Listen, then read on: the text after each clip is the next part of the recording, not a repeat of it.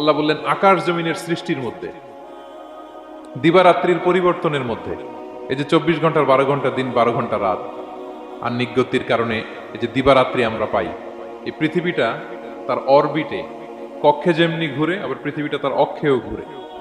যে আপনারা যারা ক্রিকেট খেলছেন এরকম স্পিন বল করেন না? হ্যাঁ, কমন পড়ছে?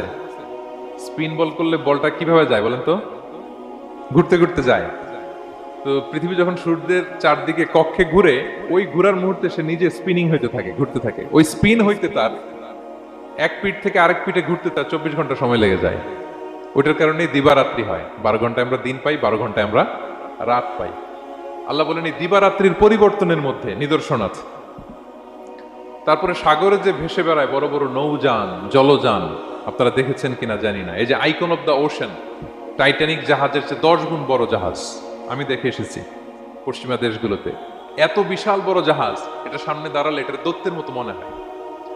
মালয়েশিয়াতে তো অনেক কন্ডোমোনিয়ামস, 10-15টা কন্ডোমোনিয়ামস একসাথে জোড়া লাগালে এটা যত বড়, ওই ক্রুজগুলো, জাহাজগুলো এত বড়।